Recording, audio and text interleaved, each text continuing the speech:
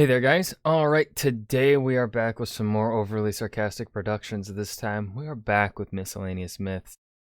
It's been a while. Well, no, because the Wild Hunt, wasn't that a Miscellaneous Myth, technically? That was.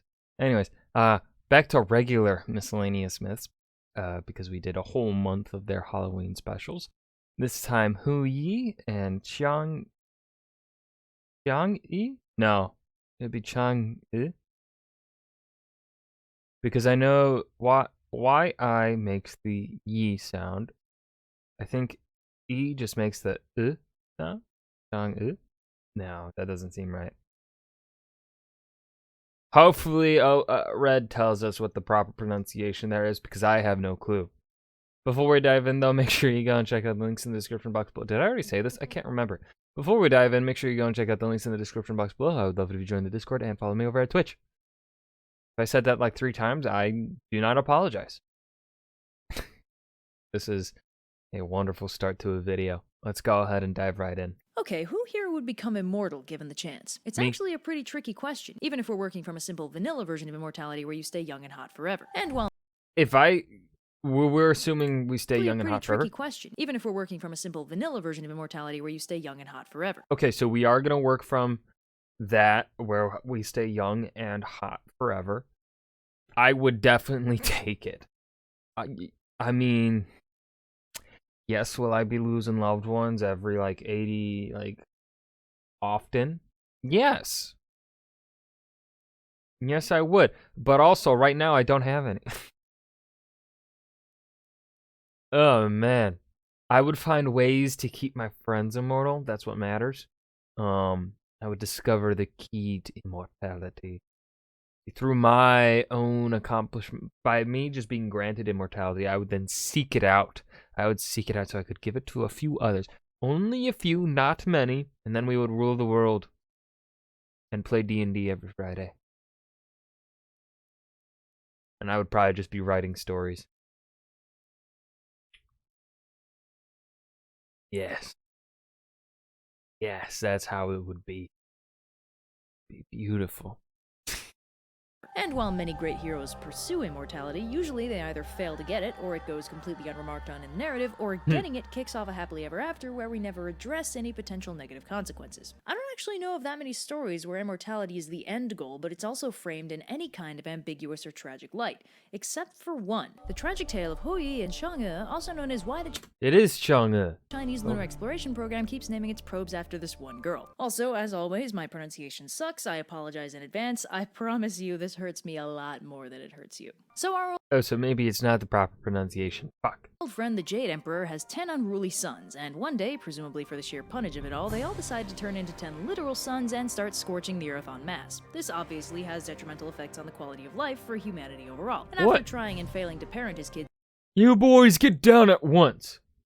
Screw you, Dad. Into stopping, the Jade Emperor decides it's time to call in some professional help. So the Jade Emperor summons Hu Yi, the divine archer, and asks him to make his son stop with the sunning. Hu Yi agrees, and does what he does best, by which I mean he shoots 9 of the suns out of the sky, leaving only 1 sun, as it should be. Unfortunately, the Jade So he just killed the Jade Emperor, 9 of the Jade Emperor's sons?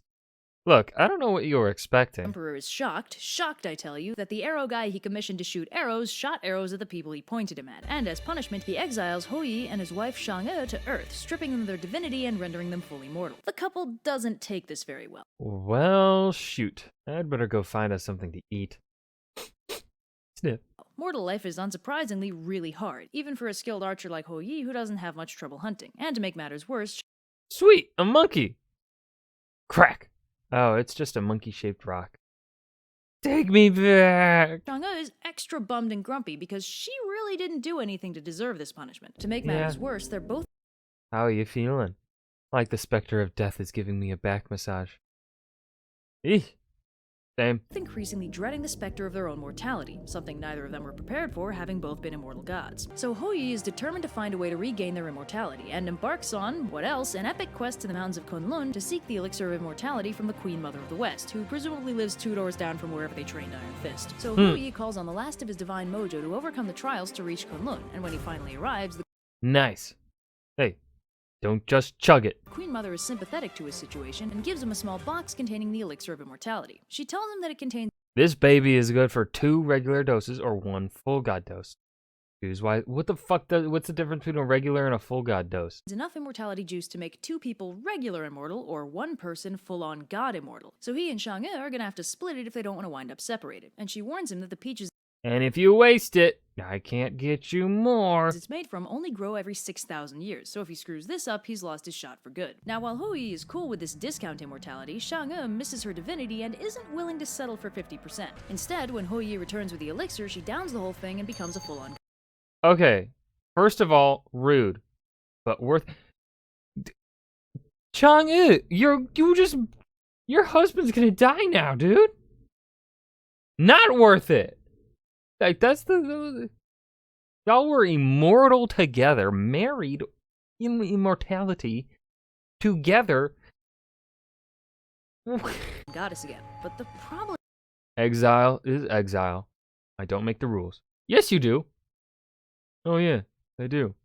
You're still exiled. is she's still exiled from heaven, so now she's not welcome on either Earth or in the court of heaven, and with nowhere else to go, she drifts up to the moon and makes her home there. Hui, meanwhile, Literally just abandoned. What the fuck, Chang'e? That's fucked up. is stuck as a full-on mortal with no way out, lives a tragically short life, and winds up getting murdered by one of his apprentices a few years later. Aw. Let's call this resounding bummer the bad end. So Chang'e really just doesn't give a fuck? I don't like this. But the existence of a bad end implies a true end, and don't you worry, this legend actually does have a much sunnier finale that's rather more popular, and is in fact credited as kicking off the Mid-Autumn Moon Festival. The true ending differs from the bad ending in 2 key ways. First, rather than acquiring a double dose of the elixir, Hui only gets enough for one of them, and secondly, neither one of them wants to abandon the other. So that's the situation. Well, that's unfortunate. I guess we'll have to manage. Ah. Okay. For immortality and perpetual godhood. So rather than Chang'e downing the immortality juice to restore her divinity, the couple agrees to keep the elixir stored away to deal with at a later date. And instead of being Hey, I finally figured out how cooking works. Nice! increasingly tormented by the looming specter of inevitable death, they live fairly normal lives, adjusting to their mortality decently well. But years later, one Bang Mang? Elixir. Immortality. Awesome. Totally. Eternal life. Noodles later. of Hui's apprentices, a dude named Feng Meng, learns Bang Mang. Okay. about the elixir and breaks into their house to steal it while Where is the elixir? Hui is out hunting. He attacks Chang'e, and realizing that her only options are die and let this a-hole become immortal, or become immortal before he does, Chang'e downs the elixir in a pretty moving act of self-sacrifice, and descends out of Feng Meng's reach as well as mortality in general. Now an immortal goddess again, she can no longer live on Earth with her husband, but she opts to live on the moon to be closer to him than the rest of heaven. I like this story more. And he in turn leaves out little sacrifices of her favorite fruits and cakes. And while Hui lives and dies a mortal lifespan, Chang'e lives on as the moon goddess and conveniently justifies the yearly consumption of these bad boys. Seriously, give him a shot if you haven't already. Well, I guess that tears it, given the choice between You define the calendar, you'll never need another date. boyfriends and the moon. Girls pick the moon every time. Well, I'm so Artemis, Kaguya, and now Chang'e. There's a serious trend of moon deities ditching the prospect of marriage in favor of the moon. Well, I don't think she ditched the prospect of marriage in favor of the moon. Chang'e wasn't left with any other option. It was a way for her to be as close to her husband as she could. If you had Virgin Moon Goddess, Hecate, and Count Tsukuyomi's breakup with Amaterasu, that's more evidence for the pile. I mean, yeah. There are actually even more versions of this myth, including one where Hu Yi is some kind of tyrant king and Chang'e's heroic act is stealing and drinking the elixir before he can use it. I like this happier, more love-filled one. Plus a couple variants where Hu Yi and Chang'e both start off as regular mortals rather than gods. Huh. Sometimes I'll be struck by a random burst of energy and put way more effort into a frame than is strictly necessary, which is why that one shot of Earth actually has accurate patterns.